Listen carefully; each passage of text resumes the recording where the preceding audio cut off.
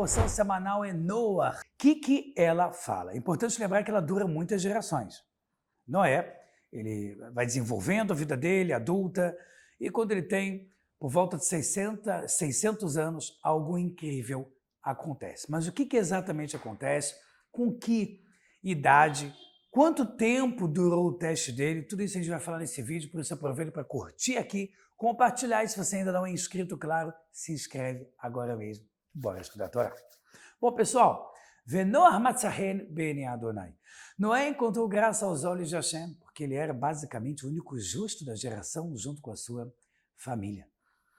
A Torá fala que ele andava no caminho de Hashem.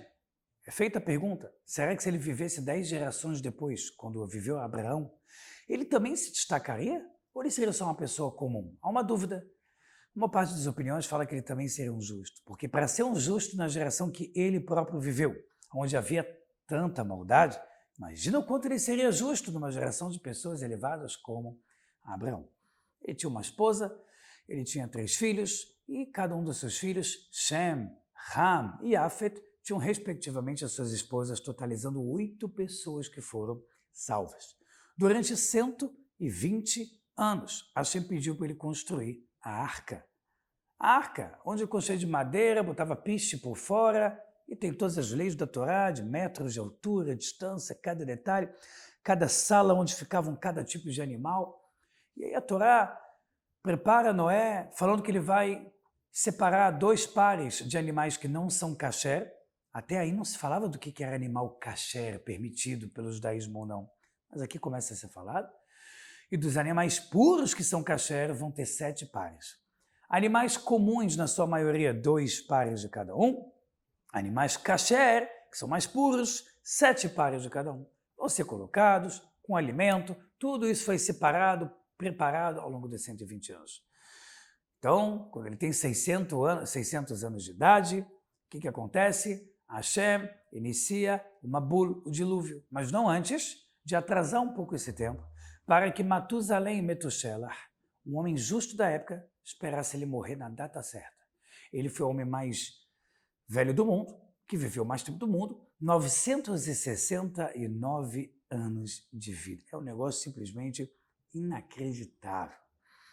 E aí ele falece, e aí sim começa o Mabul, que é um dilúvio de 40 dias, 40 noites, com água fervendo em enxofre, que destruiu tudo. Por quê? Porque Vatim ale Haaretz Hamas. A terra se encheu de roubo e corrupção, que é interessante, que se chama Hamas, no hebraico antigo. Hoje a gente vê um dos grupos terroristas mais assustadores que existem, tendo esse mesmo nome. O que acontece é que durante os 40 dias, 40 noites, Noah teve que alimentar todos os animais. A Torá fala, inclusive, que ele atrasou uma vez para o leão a comida, e o leão deu uma patada tão poderosa na perna dele que ele ficou manco. Olha que coisa, ficou manco. Ao todo, eles ficaram acabou depois de 40 dias, 40 noites, mas até secar por completo o solo, demorou 365 dias, que é exatamente o tempo de um ano solar completo. É interessante também dizer que a arca ficou no Monte Ararat, e depois não é falado mais dela. Hoje se acredita por algumas imagens de satélite, teoria não é prova, de que existe até hoje no Monte Ararat marcas do que internamente seria a Arca de Noé. O tempo vai dizer escavações, tecnologia, se realmente era ou não, mas ela existiu e ficou no monte chamado Ararat, na Mesopotâmia, onde hoje é o Oriente Médio. Eles saem, todos os animais vão para a sua independência do mundo, eles começam a repovoar a terra. Noah planta um vinhedo, faz a uva, fermenta e toma vinho, e se embriaga. Ele não conhecia essa sensação. E aí você vê a diferença dos seus 3 filhos. Shem, que é um filho justo, cobre ele para levar até a tenda, porque nisso que ele se embriagou, ele se despiu. Depois você tem Yafet, que é o segundo filho, que acabou olhando também para a nudez dele, só que a diferença é que Shem foi justo. Ele levou ele, mas não buscou olhar. Máximo de respeito. Yafet olhou, ou seja, não mostrou tanto respeito ao pai.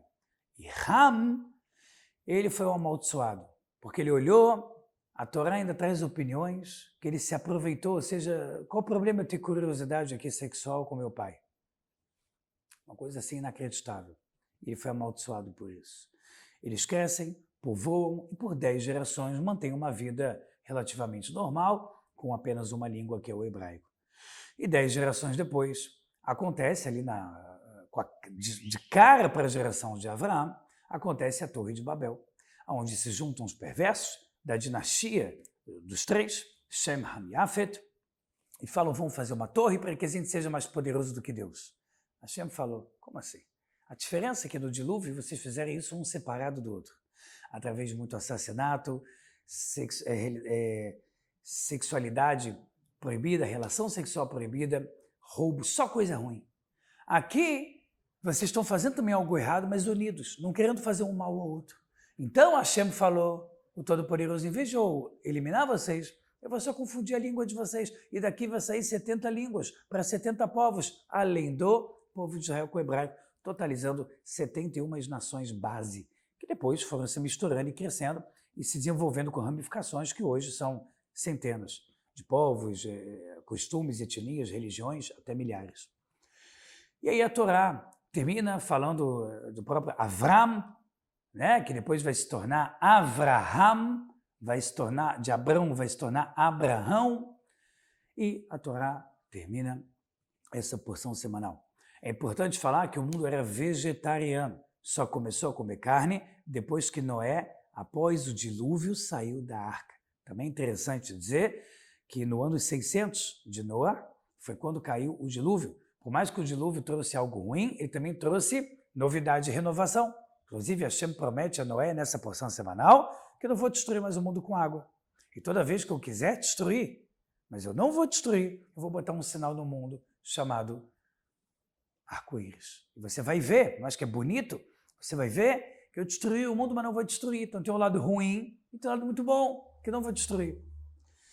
É interessante a gente ver nessa porção semanal a importância de ter temor a Deus, de você fazer o que Hashem pede de você não hesitar, de você passar por cima de tudo e de todos para fazer o bem. Quando eu falo por cima de todos, não é fazer mal a ninguém, mas não fazerem uma maldade que queiram de você, nem vinda de alguém, nem contra alguém. A Torá quer que você seja uma pessoa justa, correta e bondosa. Um mundo cruel, perverso, libertinagem, tudo de ruim, o que ele mereceu? Destruição completa. A destruição quase que total. É perguntado como é que os peixes sobreviveram, ou parte deles. Você tem os puros e os não puros. Os que são puros, 7 pares. Os que são impuros, 2. Mas como? A água era fervendo de enxofre. Kabbalah fala que uma boa parte da água em volta da arca, fria, água boa para os peixes andarem. E quem aproveitou isso para fugir também, pegando na arca, foi Og, que depois se tornou o rei da cidade de Bashan, que foi um gigante. Olha que coisa interessante. Então, pessoal, tem muitos mistérios, muita curiosidade nessa porção semanal. E eu vou terminar com mais uma curiosidade. Com 600 anos aconteceu o dilúvio que trouxe renovação. A Kabbalah fala que quando o mundo chega nos seus 600, mesmo de cada milênio, volta a ter renovação.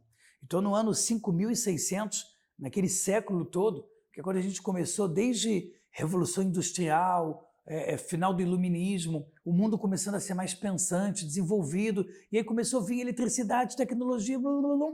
Foi exatamente por volta do ano 5600, 1800 e pouquinho para frente.